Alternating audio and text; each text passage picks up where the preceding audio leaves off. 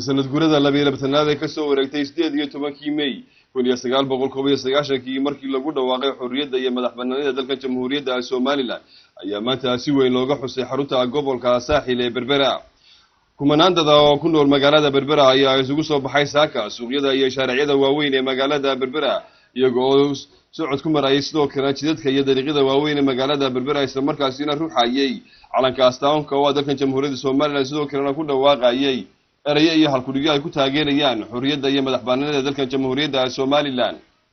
dadka oo markii dambe isugu yimid fagaaraha 26 Juun ee magaalada Berbera ayaa halkaasi dadka waxa hadal looga soo jeeday dad aad u tiro badan oo isugu jira mas'uuliyiinta gobolka iyo degmada odayaal waxgarad cuqaal mujaahidiintii dhaqaaqii SNM taasi oo dhamaantoodba dadka halkaasi ka hadlayay ay ka warameen halgankii qaraaraha ee ururkii xaquudirirkii SNM oo soo maray xoreynta dalka Jamhuuriyadda Soomaaliland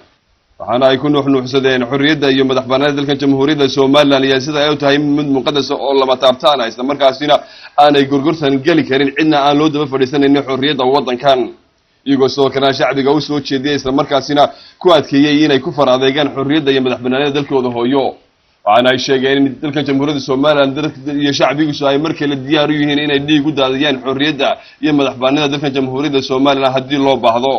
waxaan diyaar u nahay anagii kuwan dhalay inaan u dhimano dalka waxaan diyaar u nahay anagii kuwan dhalayba waanu ku garaadsanay kuwa iyaguna way ku garaadsadeen haddayna deen weydaan naf iyo maalba waanu horeynaa dalka labaad waxaan u mahadnaqayaa ciddii u soo shahiiday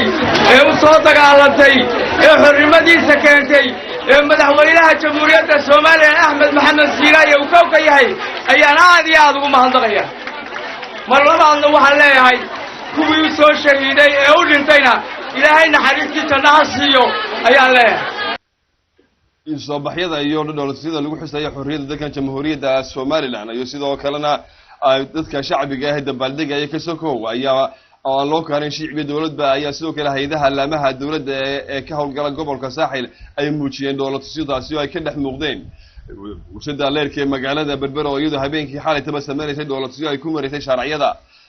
ama hakeedka shidaalka magaalada Berbera dekeda dawladda hoose kastamka caafimaadka waxbarashada xanaanada xoolaha iyo waliba hay'adaha kale dawliga sidoo kalena waxa ay dowladsigaasi ka qayb galay jaamacadaha oo ugu horeysay jaamacadda Berbera University Golis iyo Alpha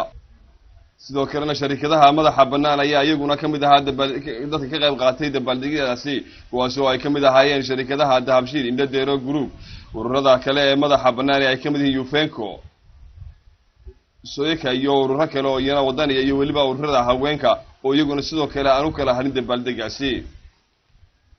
sidoo kale dabaaldegyada iyo dowladda ayaa laga sameeyay dhinaca badda iyadoo ay jiraan doonyo iyo laashash iyana uu ka dulbabanaya calanka dalka Jamhuuriyadda Soomaaliland oo dabaaldegyada dowladda ka sameynayay dhinaca badda